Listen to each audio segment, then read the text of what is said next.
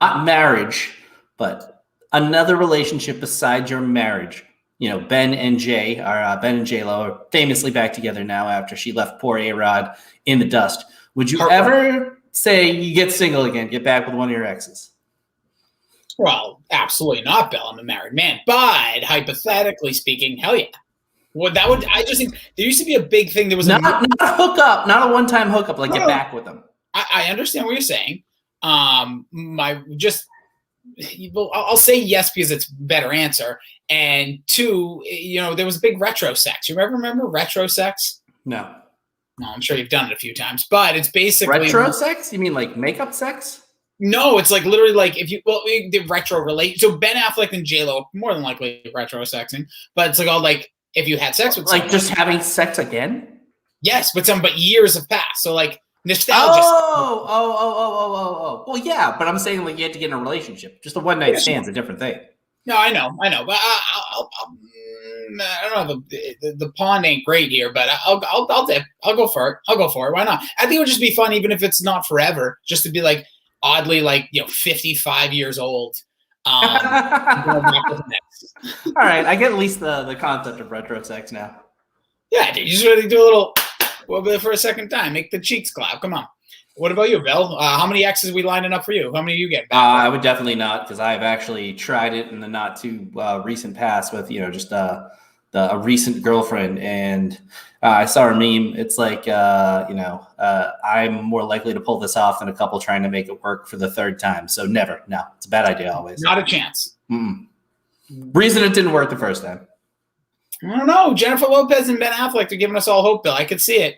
Can you walk backwards down an aisle if you were to get back with like a former marriage? Is that how it would work? Like, could you marry somebody again? Not you. I mean, in general. It has happened. I think there are cases of somebody marrying the same person twice. You know who did it? The greatest comedian of all time. Jerry Seinfeld? Sinbad. Well, if you talk to the average teenager of today and you ask them what it is about pop culture that they like, and the first thing they'll say is the beat. Get yourself addicted.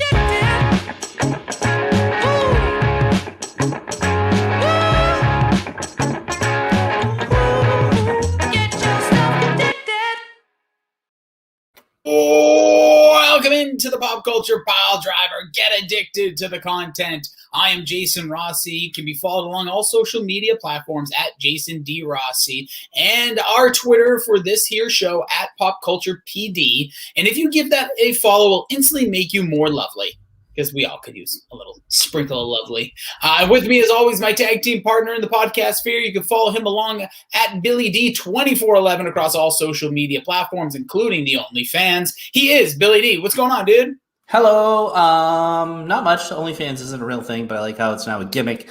I will say one thing. Oh, yeah, I did our music. And if I've ever done anything for you in the past, like if I've made you a cartoon, if I've done a video for you, go to iTunes or Spotify or whatever you listen to music on right now and go like their song and go save it. Go follow the artist. Just do it for me and tell a friend. Tell a friend, tell a gram, tell a wrestler. I'm gonna purchase a song, Bill, because you said that. Because they do the intro. Yeah, you can check them out again. Oh yeah, OHYEA. No, not even. Yeah, you're talking about. I spelled it right. OHYEAH exclamation point. No, it is OHYAH period. Well, that's not what you told me once. So no releases the single. Go like the song. Go like all of their songs, and tell some friends to go like the songs too. And don't they have a jam of the summer? They do. It's getting up there in streams. Let's try to get them to 100,000 before the end of the month. Woo-hoo, let's do it. Let's make it happen for them. So OHYAH period. They do it right? OHYAH period. I did. Subscribe to this show over on iTunes. Find us on Spotify, Google Podcasts, Amazon Music. Anywhere you find a podcast these days, you might have some weird app you use. We're there as well. You can share that with a friend too. Like and subscribe over on YouTube. Just search Pop Culture Pile Driver. We're on Facebook along with Dork, Mac and Goo, the Change My Mind podcast, and some of the streamers like Arvon D, Shime Time, and Dr. Joe. It is a Facebook page you can like called the Dorkshire Gooniverse. You can buy some of the merch over here at Pop Culture Pile Driver on public.com. Podcast nonprofit is Frank Says Hi, which we are raising funds for those affected by cancer and giving them experiential events. You can check out all information and make donations at franksayshi.com. Bill, we are recording a few days past 2021's Mother's Day. Last year for Mother's Day, we did the Top 11 TV fathers. Yes. Nailed it too. Nailed it. And then I think on Father's Day we did our top 11 How I Met Your Mother episodes. Cleverness is out the window. Today we're talking about movie moms. And you know what? Not a lot of movie moms out there that ring a bell when you think of it right off the top. Because most movies have like some sort of thing where, you know, it's the epic tale where the kid's born without any parents, or, you know, Harry Potter's mom's just in a fucking mirror. Do you really want her to be your mom? Because that's the whole premise today, is we're picking people who want to be our mom in real life. I mean, we both have some pretty good moms. So this is just a hypothetical. Yeah, absolutely. And I would just say to top that, like, yeah, some of the more famous moms, and I'm not going to say any because I have no idea who you're picking. We're each going to go 5 here. I guarantee you have none of mine. So I'd bet $1 million.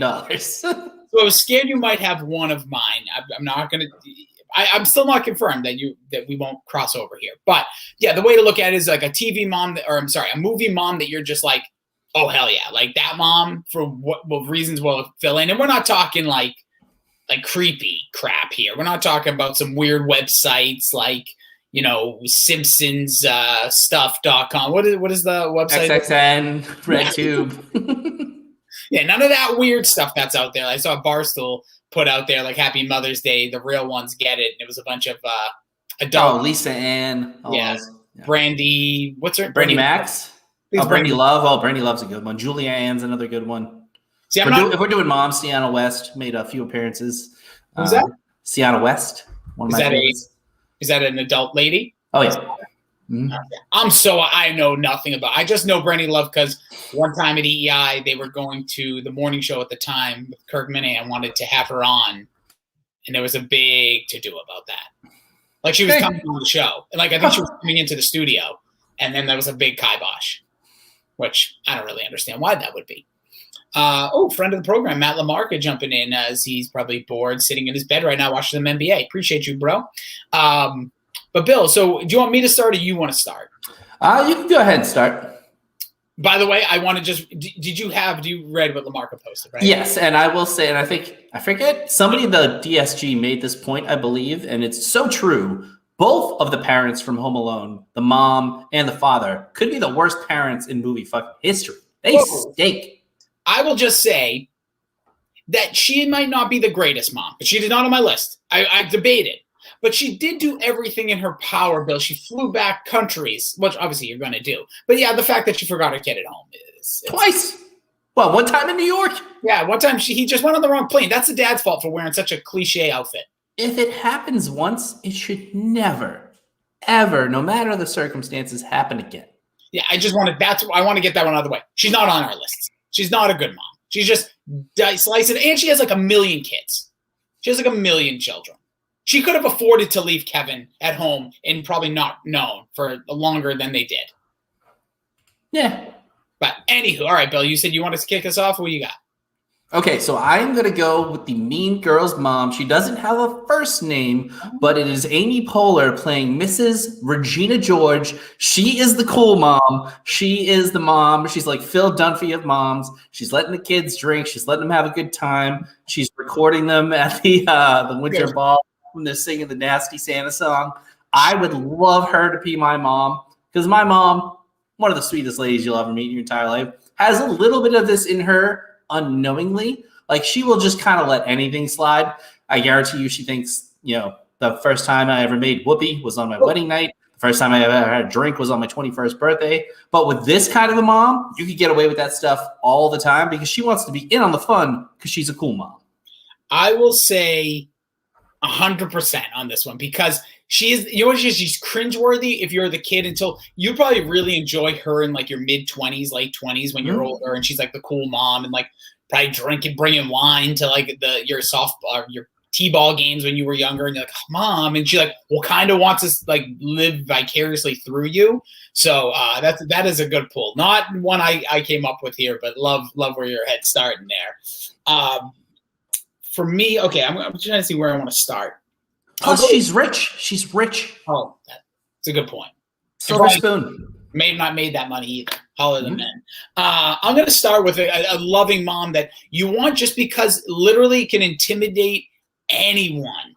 This woman is a spitfire. She literally went to the ends of the earth to get her not even biological son where she thought he should be. So I will take Lee Ann from The Blind Side. That one. Oh, okay. Must Sandy Bullock. You know, I've never seen this movie, and I've heard that the guy that it was based on kind of doesn't like the portrayal anymore. Nope, he didn't. He wasn't a big fan of like the way his actual family was portrayed, and that's a whole nother subject about how like some of these biopic style cinema movies. But like when it's made to be a movie, like for like the general audience, they're always going to take liberties to make it more interesting. But she's just badass, like going to principals, going to schools, doing everything she can to do everything for this not even biological son. But by the way, she had a teenage daughter and a young boy that biologically who like she just brings this boy into the home and just makes him a part of the family and just someone you just love to have that influence in your life, just a gatherer,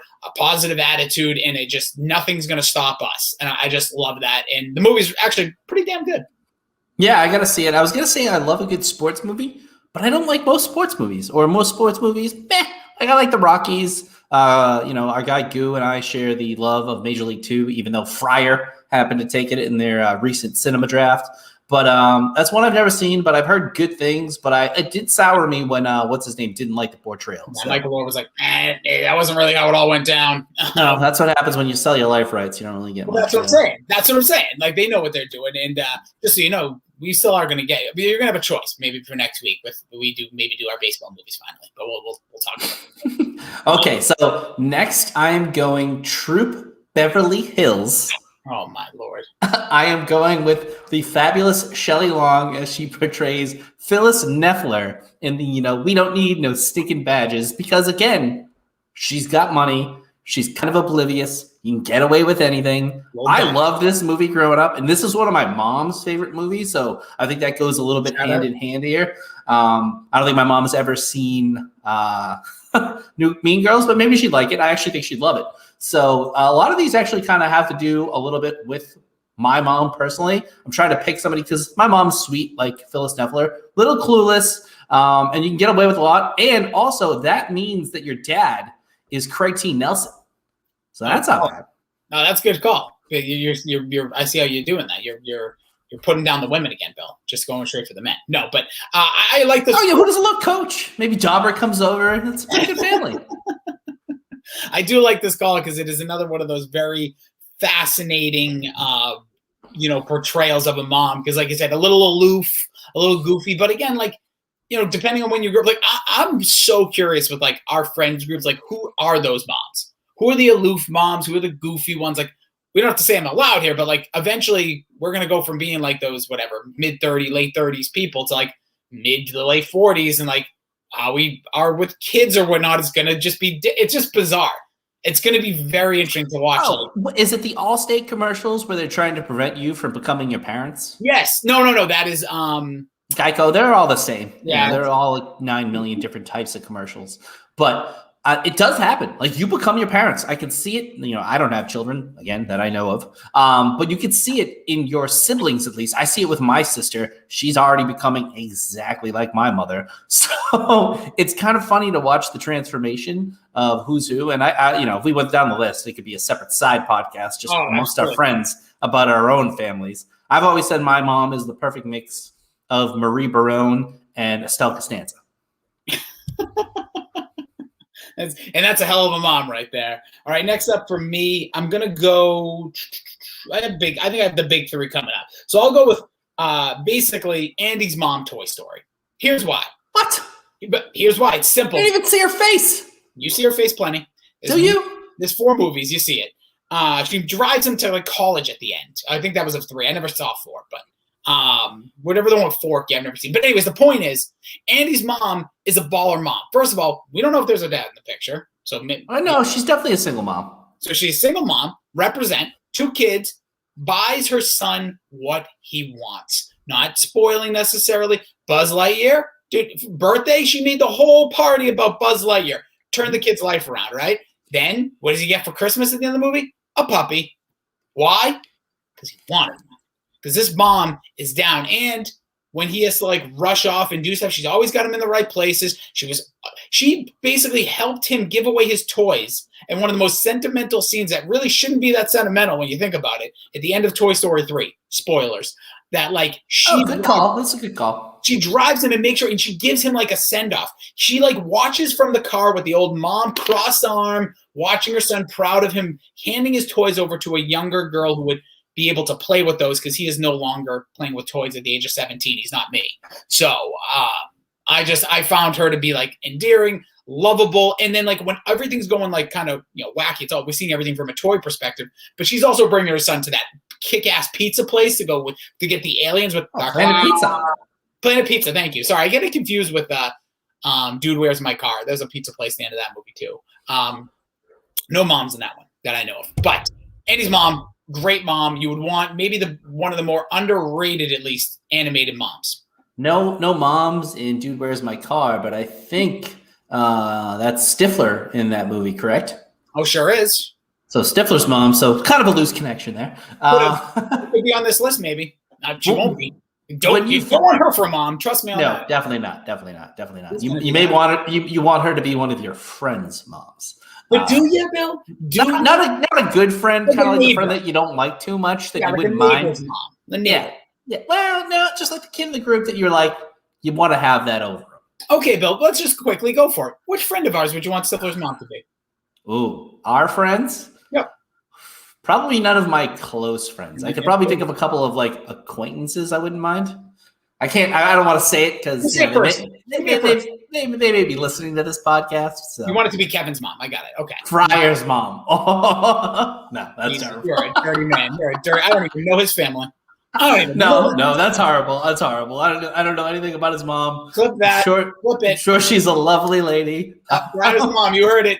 I hope Fryer's listening. Anyways, all right. So, Bill, you disgusting human being. Who is your next mom? You never know either. Like if God bless his mom. Hopefully everything. Yeah, I don't know. We love all the moms present on the planet or past. We love all moms. Okay, so I'm gonna go Step Brothers here. I am gonna go Mary Steenburgen, Nancy Huff. So she is great mom because I could see myself being one of these guys if things had gone a little differently, and at some points I could see it tailing that way now. So she's a great mom. She sticks up for her kid the entire time, even though he smoked pots with Johnny Hopkins, and he'll punch Mr. Doback in the face. She makes fancy sauce. There's nothing about her that you don't like. She's a super sweet lady. She's with her kids until the end, even though they're 40 years old and living at home. So I think she would be the perfect mom. Reminds me a lot of my mom. Just a sweetheart of a lady. And, she does, at the end, figure out she does need to let them go and live on their own. Dude, I'm a huge fan of this one because, again, a little aloof, but like super open-minded, really backs her son in all his decisions. Like, and again, rich. She's rich. Bill's all about that money, that MILF money. But I will say that she is just like that supportive mom, almost to like a detriment to your growth. Like if that was your mom, you'd still be at home. Oh yeah, why not? I mean, she's gonna be that cool. I know. That's the other thing. She lets you drink some wine coolers, and at dinner she can say ridiculous things, and you can basically have sex right in front of her, and she wouldn't know. She wouldn't know, Bill. She doesn't want to know. She's a sweet lady. All right, my next one here. I'm going Wendy Torrance from The Shining. Now, I'm sure you've never seen The Shining. By the way, excellent film. Oh, no, I have. She's awesome. That's one of my favorite, if that's considered an actual horror movie, that would be my favorite horror movie. I think it does. It could be a psychological thriller as well, because not much actual horror. That's just the scene in that room, gross. But there's a couple of scenes in those rooms where you can go fucking gross. Oh, yeah. It's right. Good point. There's one of the most famous beach scenes of all time with the teddy bear mask. Got to get down with that lifestyle. But anyways, I remember seeing that for the first time when I was way too young to see that. It's weird with those horror movies because you could probably see that at the age of 10, right? Let's just use that at 8. and like not really understand what's going on. It's scary, but then like the visuals that your mind had to think while you couldn't process, you're like, what is that? Why is there a man? What's he doing down there? Why is that man wearing a bear mask? Anyways, but Wendy Torrance, talk about a mom, dude. This woman protects her son, who has some form of a gift. Some may call it the shining, or just call shine, but it's just a remarkable the way she protects her son. You need a down-ass mom, and that's who she is. This is someone that I can only imagine the trauma that's led to later in life for these two. And even though I know there's a sequel that came out, Dr. Sleep, not really interested, but maybe I'll get to it one day. But this mom I thought it wasn't bad. I'm not a huge, I don't love the idea of sequels. Especially Well, there wasn't a third one though announced, so you're good. There's already another one? No, there wasn't a third one announced beforehand, so it's probably good. No, because they didn't plan a trilogy in whatever 1970, whatever this was. Trilogy's white. Anywho, but the incredible nature of just her like protective instincts. She's like a big lion, dude. She's just like, nope, you ain't getting a my son. Literally almost dies several times from her potential husband -- ghost -- spirit. It's just awesome. Like, just you want that in a mom. You want a mom that like, okay, burglars coming in. Like, I'm not even scared because my mom's here and she's gonna kill this dude, or she's gonna make sure I'm protected. So I love Wendy Torrance from The Shining. Down-ass little girl right there, protecting her family. One of the greatest screams in movie history. Oh. A very unfortunate-looking screaming face. She's one of the people that they Photoshop in a pizza when like your mouth is like you're biting on a piece of pizza that's too hot. They use like her face. So I'm gonna go again, kind of random here. Could also be considered TV, but they did make this a full-length feature film, and I think this one was.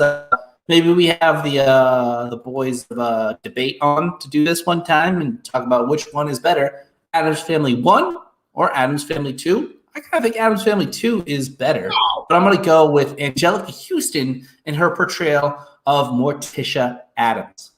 That is a good. See, this one we could have overlapped. I thought about her, but I didn't go there because of my own rights. But I love this. Another one that is just so loving and understanding. Like no matter what, look at the kid she raised. Look at Wednesday and Pugsley. I was called Pugsley quite a bit growing up because at one point I was Pudgy. I was also called Eddie Munster because I had a wicked widow's peak. Unfortunately, the mom from the Munsters didn't make it to the big screen, but Angelica Houston in this kills it. I mean, Raul Julia, I would also pick him to be my dad because he's fun as hell. So you get him, you get the big house, you get Uncle Fester, you get to go to camp. She's just a great mom. You get to dance the Balabushka. So it's just, I think it would be a lot of fun to be in the Addams Family. You get Cousin It. The whole package deal attracts me to the Addams Family, but she's just such a sweet lady. And, you know, she can murder you if she wants. The cuisine might be a little tough to deal with in the Munster, in the Addams Family house, but I always was a fan of Family Up, and I was like, I would love to live in that house. So, riddle me this, Bill. You ever play Fester's Quest for Nintendo? Okay, don't. It's one of the. Any good? No. It might be the worst. I don't know how it could be good. It's literally one of the worst video games of all time. But Fester's involved, I guess, in this family as well. But Morticia Addams, another great one. Understanding. You're right. The cuisine. That's the one thing we really haven't touched upon is cuisine, as we have just a few left here. But everyone that I picked is rich, so I'm getting whatever. I'm getting like chef meals here. Chefs, yeah, seriously. Let me think. Andy's mom, single, probably ordering a lot of McDonald's. But you get pizza Planet. You good? True. Leanne from The Blind Side, rich, so we're good there. Wendy Torrance, geez, we're probably having like spam, and we're just gonna be like eating depressing antidepressants all day. But if your dad has to take a job watching a vacant hotel, you're probably a little desperate for money. Yeah, we're in bad play. We're in a bad shape. My fourth here will be Sarah Connor from the Terminator movies. Oh, again, wow, what a badass! You got a couple badass ladies. That's what I went for here. My mom, I love my mom for all the purposes. Number one, she gave birth to a legend baby, but not a badass. Not something I would put in the category. At times can be bad and can be an ass, but not a badass. But Sarah Connor is just, again, protective. Just when the world turned upside down, she was like, I'm going all in. She was just going after these robots. These Terminator 2 specifically, T2, she's just an insane animal. Like, just machine guns off her shoulders, just looking badass, buff. She would keep you in good shape. She'd probably motivate you. Sarah Connor is... It's still in the movie. So what, like 2 years ago, 3 years ago? She was in the last one, right? Yeah, well, the original, yeah, they brought her back, and they brought Arnold back, which I kind of gave up on those movies, like T1 or like Terminator. I've only seen the first two, but like this, we've named 2 movies in a row that, you know, the second movie might be better. I think I would argue T2, yeah, is probably better. And wait, oh yeah, because you said Addams Family 2 is a hell of a movie. It's like the Brady Bunch movies. Brady Bunch movies are great. Well, the Addams Family, the first one, I still think is better. The second one with the whole kids going to camp thing, what are we doing? Oh my! But when they take over the camp, it's so hilarious. It's so good. Yeah, it would be hard to. It would be a good debate. We'll let the CM, the Change My Mind boys, potentially do that. But if not, we'll steal it. Bill, all right, who is your last mom? All right, this one's way off the board. This is one of my mom's favorite movies. Again, I'm going rich. What? Is it Steel Magnolia? Every mom's favorite movie? No. I'm going off the board. I had a great childhood. Wasn't abused. Wasn't nothing ever went wrong. Like Who thought you were? Huh? Why did you have to say? Did someone think you were abused? No, but like this is going to lead into the pick here. Okay. So like I had a nice childhood, but maybe that prevented me from developing. Sometimes if you had like a little bit of a tortured childhood, you could be a great artist or anything like that. So I am going with Mommy Dearest, Faye Dunaway's portrayal of Joan Crawford, because I think I could dial it in. I think, like, again, rich woman, be living life. Just stay away from the wire hangers on the nice clothes. I think I could duck, dodge, dive, dip, dodge my way to an okay childhood. And, maybe knock a little sense into me here or there. I know this is a ridiculous pick, but this was one of my mom's favorite movies. I want a mom. First of all, the fact that this is one of your mom's favorite movies is terrifying in so many ways. Number 2, you want a mom that literally is going to beat you, make you bleed, toughen you up. You just want to get tough. Yeah. And then eventually be in very much abusive relationships and get into like strangling. No, this one's just a pure comedy pick for me. Probably lost the draft here. I was gonna go Kirstie Alley from Look Who's Talking. Molly. But she, not great. So I went with the comedy pick. And immediately when you said, like, think off the board, I was like, well, I could go Joan Crawford. And like, you just went with the worst mom of all time. She is the worst mom of all time. But I like a challenge. And also, Bill, think about what do they say? Iron sharpens iron, right? You fight back. You guys just brutalizing each other. You're getting your butt kicked at a young age, and you'll be a tough older man. And again, not to be insensitive to anybody who's dealt with that kind of stuff in their life. I was just, making this as a comedy pick. Oh no! Listen, no, this is not a judgment on anybody. Listen, a lot of things happen in the world. Just do your best to be your best. For me, my last one, going dark again though, because it all kind of ties in. Maybe not as dark as you, but maybe also because it's a murderer. Bill, I'm going with Pamela Voorhees. Wow. Jason's mom. Voorhees' mom. You know why, Bill? These sons of bitch smoking drug, having the sex camp counselors let her son drown at the age of 11, and she came back with a goddamn rampage, murdering, slicing Kevin Bacon's throat. She's just killing broads, dudes. She didn't care who you were. As long as you're a counselor, she's killing you. And that right there is a revengeful mom, and that's badass to me again. She's killing literally everybody in the honor of Jason, her son's death. This woman was made to be my mom. If anything ever does wrong to me, every time there's a Rossi's horrible take, part of dork, or a tweet, she would go to the Keefe household and with a battle axe. She wouldn't harm him if you just let him know. She just let him know. But that's the kind of mom. Very protective, overprotective, and a little psychotic. Not bad. All right. So I think you just took a woman that beats the piss out of you, and I'm over here. At least she's killing other people.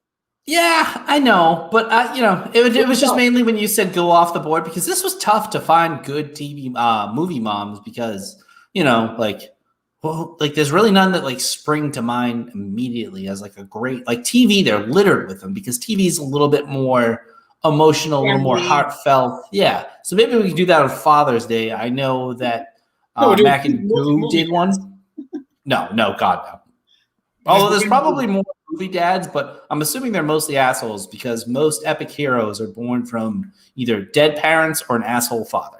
Well, we did kind of that's true. We did kind of skirt around it though, but like the Catherine O'Hare you talked about, like from Home Alone, that's like a famous movie mom, but not a mom. She's not a good mom. She's not a good mom. Nope. If she left me when I was in my teens, cool. Now we're talking. When I need her, when I'm like whatever, 10 or 11, no thanks. Did you ever have a rager when your parents went away? No, I didn't have a party house. That was more your game. Oh yeah, I did. Yeah, Well, I had some that said parties. Yes, but not in high school. In college, maybe. Yeah, I was at the college versions because. Were you ever at the ice luge ones? Yeah, well, no, at Blake's house. I was at. No, yes. One time there was also that's your home. You're one of your very first parties. There was a lot of situations going on at those parties. Oh yeah. Not to be brought up here, but I will say that one thing that was the introduction of the JBCB pickles. I never had a pickle on a Game changer.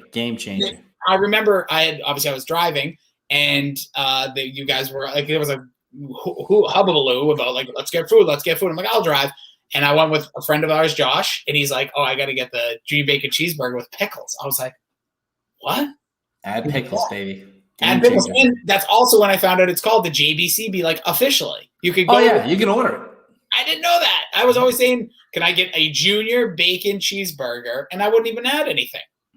Oh, yeah. Give me a JBCB, add picks.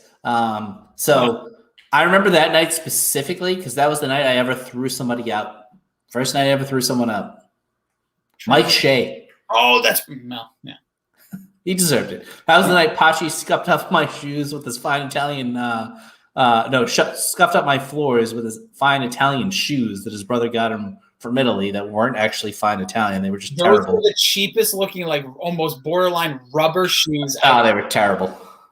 Absolutely terrible. And we had the Domino's guy come in and take shots off the ice luge. Years later, like a decade later, he eventually became a plumber or an electrician. And he came in to do something for my parents. And he's like, I remember this house to my mom. And they were like, yeah, kid Giuseppe said he knew you. Came into the house, said he remembered this place. And I told her the story. She was like, you had a party? I was like, yeah, I had plenty of them. That's what I was going to ask. Like being, having a great mom. Do you think she knew? But didn't? No. Actually, she was like, oh, so nice of you guys to clean the floor. What did you use? It came out so nice. She had Blake's mom, one of our family friends' mom, knew immediately that we had a party because she was like, why is the floor so clean? The floor was clean because one time I remember being there, I had to go to his house and help him clean because the floor was completely sticky. Mm-hmm. Everyone had spilt all their mixture. Because that house, so Bill's house we were talking about, that was probably like somewhere in that like 20-person ballpark, give or take, people over. And like Blake's house, if you told me there were 60 people. 60 people. He had his own apartment in the basement, giant bottom floor, giant top floor, and then an attic. So there could have been 80 people in there. We wouldn't know. Oh my God. It was just somebody came in randomly one night, broke his coffee table, left. We still don't know. They think it's me. That coffee table was destroyed. But great moms. A lot of great moms in our lives. Our own moms, like friends' moms that have always been supportive and friendly. The one joke, if he's listening, a friend of ours, Pat, his mom used to degrease potato chips. That's the type, She dip them like a piece of pizza? She would rip open the bag, let's say it's Ruffles, and she'd put a big napkin at the bottom of the bag, of the bowl she's going to pour it in. She'd pour in the Ruffles, take another napkin, lightly pat around to take all the extra grease off. Wow. Okay. Was Pat not an oily child as a kid? Did he have less pimples than the rest? I guess not. I don't remember it to be sure, but I remember always being like, wow, never thought, as a kid, you don't even know what that means. Like, what are you doing? Just give me the Ruffles. But yeah, you always had the good snacks. You always had the friend who had the mom with the killer snacks, and that was Pat's mom. Always had Jacks, Gushers, what were the drinks that you would like twist off the top, the Kool-Aid ones or something? Oh, Squeeze-Its. Squeeze-Its were the Squeeze-Its. fucking best. My grandmother always bought us Squeeze-Its. I absolutely loved those. Yeah, she had the pretzels, the like warm pretzels you put in the oven. Oh yeah, like my Childhood drinks could be its own podcast. Ecto Cooler. could be a tier list, Bill. Teenies. Teenies are literally the worst best drink of all time. They're awful. I've never liked them in my entire life. But I know people like they look like fucking the barrels people went over Niagara Falls in. They were terrible. It was weird, and they like really don't taste as good as you remember as a kid. Like I don't think I could drink one now. I probably See, the ones shaped like the actual barrel sucked, but the ones that were less cylindrical, a little bit more like four-sided, milk bottle. A little bit more, yeah, exactly, like a milk bottle. Yeah, seeing those. But those are our moms, Bill. Who are your moms? One more time. Okay, so I had Shelley Long as Phyllis Neffler, Amy Poehler as Miss Regina George, Mary Steenburgen as Nancy Huff, Faye Dunaway as Joan Crawford, and Morticia Adams. Love it. I went with Andy's mom from Toy Story, Lee Ann from The Blind Side, Sarah Connor from the Terminator series, Wendy Torrance from The Shining, and Pamela Voorhees from Friday the 13th. Just the first one, not the remake one. Don't care about that one as much. Ooh, you know what? Lightning bolt of an idea right now. We get one member from every other podcast in the DSG, and we do a mother's draft of TV moms. 5 moms, best mom wins. Because there's a ton of TV moms. Oh yeah, I'll be out on my mind, though. Nice. Hit that right. I thought I was going to hit that right. I thought it was right at the end of your thought. It was pretty good. O-H. O-H-Y-A-H. Period. Go get them, boys. I like that idea, though, Bill. I still think, you know what? I think I'm going to trump your idea with your own idea, the family draft. I think that's the best idea you've ever had that we've never done. Ooh, you drafted an entire family. You came Mom, up dad, and 3 siblings. I did come up with that a while ago. You did it literally about a year ago. It was right after Mrs. Doubtfire review, which I think was about a year ago today. You know what? Let's see if we can get one person from each podcast to do it next week, because that's awesome. Sweet. Jeez, we're going to keep it family style. Hey, who cares? We'll see what happens. All right, Bill. Next month minimum. No, we can do it next week. Who gives a crap? What are their rules? Who knows? Bill, what's going on for you? What's coming out of your mind? Anything you're watching? What's cooking? 2 things. One, so I went on a few dates this week, and I will tell you that I need to either delete the link to my social media from my dating profiles, or just kind of, I don't know, because one of the women that I went out with did some research on and listened to like several podcasts before the date, which Appreciate the listens. Appreciate the listens. It was actually YouTube views. So Better.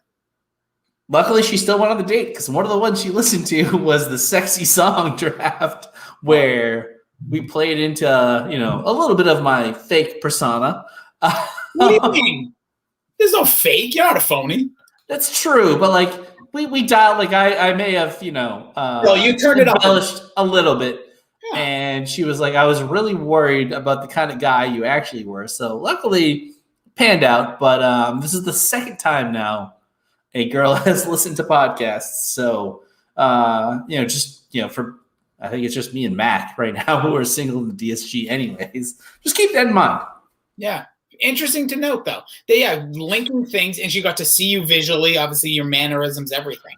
Yeah, so it's a pretty good judge of character, I would say. I think I would feel a little bit more comfortable if a lady had a podcast and I was able to watch a few of hers. So that's what you should say. If you're going to watch mine, show me yours. I'll show you mine. Yeah, that's how it should work anyways. Bill, speaking of that, did she want to date me? But you broke up, sorry. Did she want to date me when she saw the podcast? Was she like, oh, I thought you were the other guy? She said we were adorable together. All right, that's all I needed. Oof, I'm feeling good, baby. All right. One other thing. You had 2 things. Oh, so you don't want to go bing bong, bing bong? You want me to go around? I'll bing around for you. Well, mine's kind of all related. For me, nothing super crazy coming out of my mind. I did see actually Davey, while we were doing this podcast, tweet out a horrible headline, but I just want to mention that I guess shelters are having issues with basically dogs being returned post-pandemic. Like, get out of town with that. That is no. You know me. I'm half a cat guy for the time being, but like not a big dog guy. Because I know better than to own one. Like I wouldn't. It's just not my lifestyle at this point. Maybe in the future, but you don't return a dog. If any, like you got to find family members, friends. Like that's like going to a shelter and just be like, "Here's my dog." Yeah. So my parents are going through a little bit of this right now, and I would take the dog in a heartbeat if I could. But my apartment currently doesn't allow dogs. So if anyone knows anyone, but my mom is in some difficult health situations. So the dog is very rambunctious. So if she took a fall, it could be bad. Yeah. So they're trying to find a home for him. But mostly it's people who got adopted a dog during a pandemic. This is apples and oranges. That's health concerns. That's risk management, risk assessment. Yeah. These people are just like, I got a dog and now I don't want it. Millennials and like Gen Xers are just like, I had a dog and I don't want it anymore. I gotta go to work. Like, get out of here. Get out of here. Like, please. There's sometimes I can't return my son to the stork. I can't just be like, here you go, like return, it's broken. Oh, talk to Mac. You can probably leave him on the fire station doorstep if you want. Usually it's in like a little baby bonnet type deal. Yeah, he's too old. I'm going to do it for my cat, though. Maybe I'll do that with Mac. I'll say, hey, Mac, is it cool if I just drop like a cat off? You guys want like a cat at the firehouse? You know what to do? Paint him white, put some spots on him, say it's Dalmatian, get right in. Yeah, just be like, he's ready to be your firehouse dog. What else is cooking? Okay, so I haven't listened to Dork this week, and I don't know if they brought this up on the Horrible Take, but you put Dean Ambrose in your top 5 wrestlers of all time. It was. Hold on. It was favorite WWE wrestlers. That's why I said favorite. Yeah, but it wasn't like. Yeah, I continue. I didn't say best of all time. I don't think you. Okay. If you had put him in a best of all time list, I don't think we would be friends. Are you about to list your 500 right now? I probably could because I looked up a current list and a past list, and I got to probably about 325 on the list that didn't even have Roman Reigns on it. And I was like, these guys are all better. Yeah, but it's personal. It was like your favorite. It wasn't exactly. Yes. So there were 325 of the 500 people that I was like, all right, he's better. And they didn't even have like. You're insane. They didn't even have Roman Reigns. They had The Rock and it was probably a 2004 list because I think they had Evan Bourne, who I like better than Dean Ambrose. Oh, but then that was just getting stupid. Like Evan Bourne, what did he even do? Name me, aside from that RKO, name me something different. I was just going to name that, but he was a good tag team champion with what was it, Billy Kidman? Kofi Kingston, you jerk. It was Air Boom. But he also had something with. You're not a Billy Kidman. They never crossed over. You're thinking of Paul London. Oh, also better than Dean Ambrose, so that counts. Ambrose pulled at the heartstrings. He was a great character for a little bit. I understand the wheels came off once things happened, but for a little while, he was like a guy you wanted to see win. Never for me. IMO. By the way, Gianna, one of our favorite people, says, hi, I miss you guys. Oh, man. I hope she goes back to hopefully listens to all the moms. I want to know her take on the mom. She's down for a mom. She wants Stifler's mom, I bet, to be a friend of hers. Maybe Flyers. Maybe she'll agree with you that Flyers' mom could be Stifler's mom. I did say that. I like Ambrose. But speaking of WWE, just 2 quick things.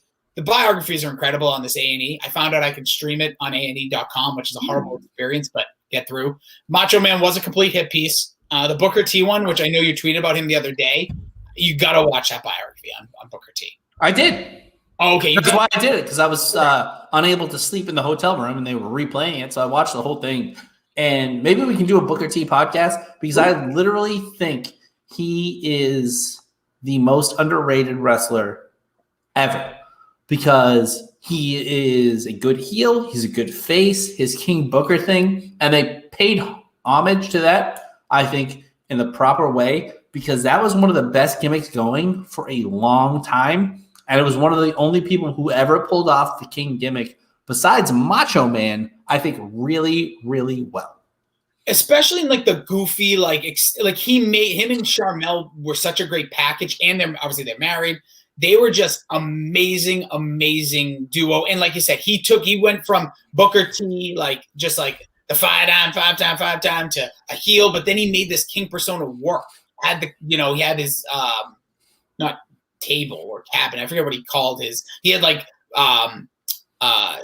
Finley in there. It was just a really cool package. And Booker T, I think if anything, you could go with most underrated wrestler of all time.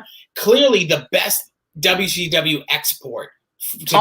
Without question. I think without question. And they did a great job in that documentary saying that he was like, I'm not going to take my 17-month, 7-figure payday, or maybe even more than that for this time. He's like, I'm in my prime. I'm going to work. I know I can do it. And on the first night in the company, he injured the Golden Goose, and Stone Cold looked at the tape and said, it was one of the best backdrops you could ever give somebody, but I was slippery, and he just slid off. Was it No. He just literally just hit it so hard that he like squirted.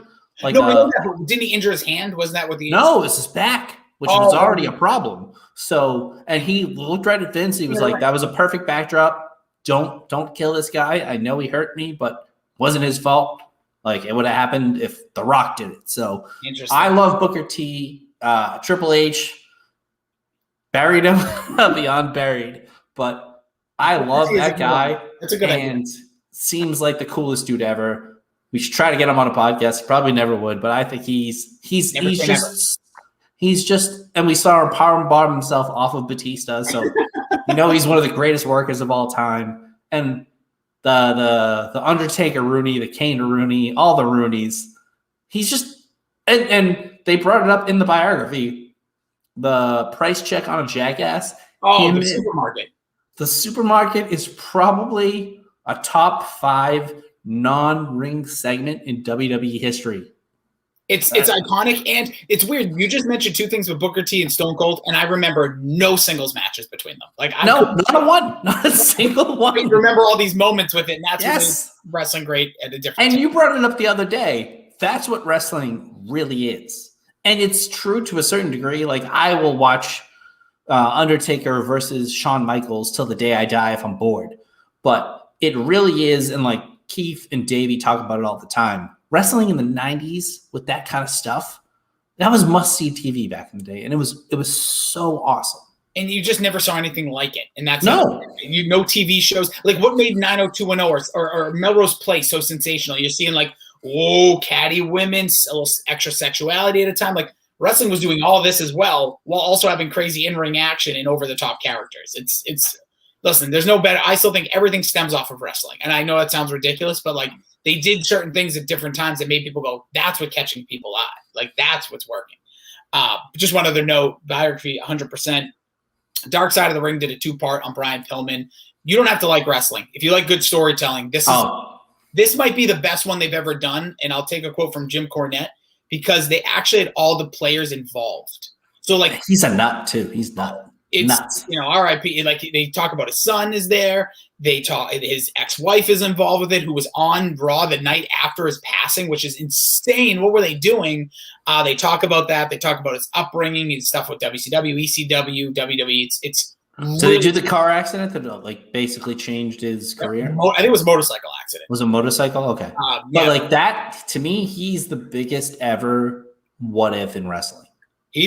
It's right up there because his character was red hot. He did stuff that nobody did. And for people that don't know the story, just imagine an actor. Like, imagine someone that's in DC comic movie, but basically works his way to go to a Marvel movie. And basically the idea is to go back to DC, but doesn't, and kind of just works everybody within Hollywood to get what they want. That's what he did with 3 different wrestling companies to work his way to WWF at the time.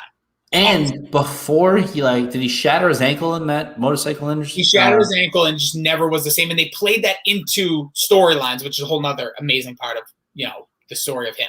Like, because he was part of the Hollywood Blondes, right? So if you watch him and Stone Cold, he was a phenomenal talent, just an unreal talent. And they get into it a little bit of how like he was in a main event of I think it was Clash of Champions. One of them, basically when Ric Flair was returning to the company post WWE run in '93. And it didn't draw, it didn't have the big rating, and they're not going to blame the returning Ric Flair.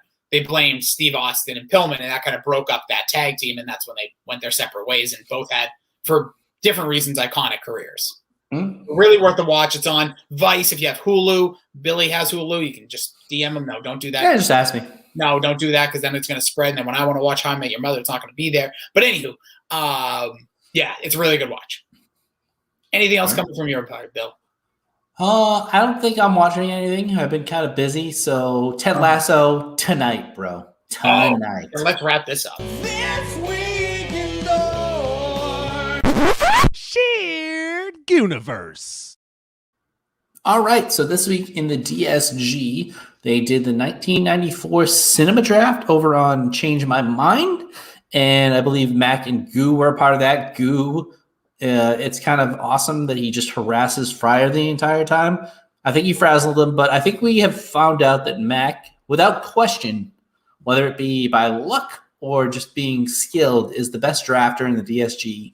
He absolutely crushed the draft. Fryer had a shot, but as always, kind of blew it in the end. Yeah. Picked Angels in the Outfield.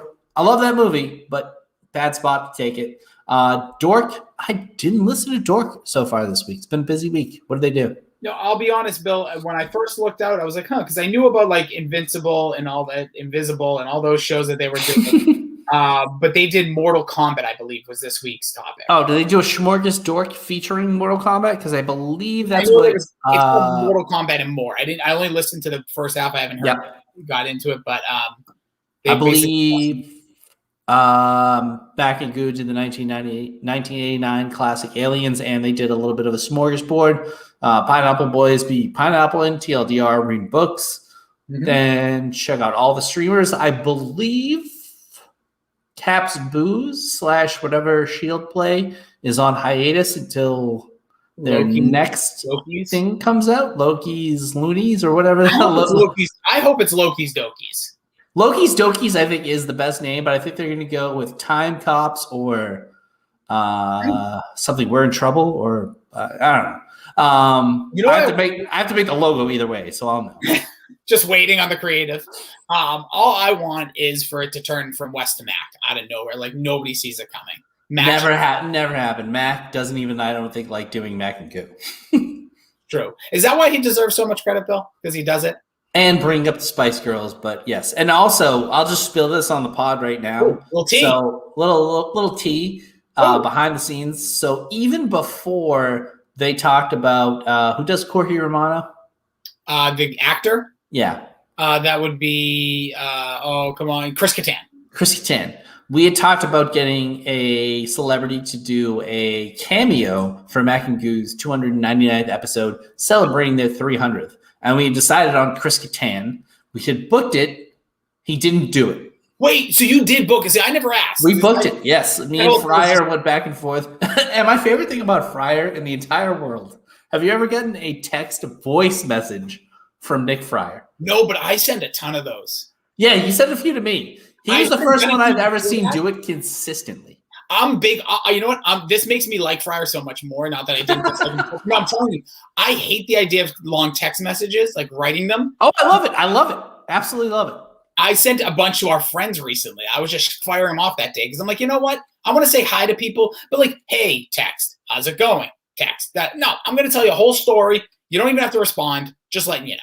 But continue. Yeah, so he did one the other day apologizing for a comment he made in the DSG, and I absolutely lost it. Apologize for what?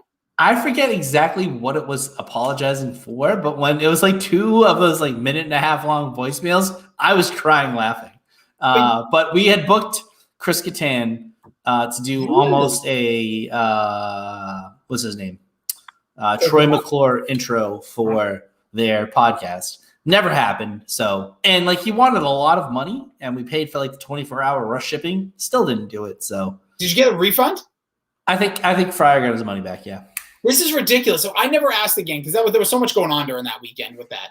And once you said it, I was like, oh, that's cool. I'll just throw whatever money you want. The fact that the guy didn't do it, screw him. Yeah, would have been great. Is Chris Kattan on the out? Like, is he DSG? We're all out on him now. I don't know. Maybe now that Mac and Goo know about that, I would hope so. But I did like it is. I vividly remember seeing Corky Romano in theaters. I don't know why.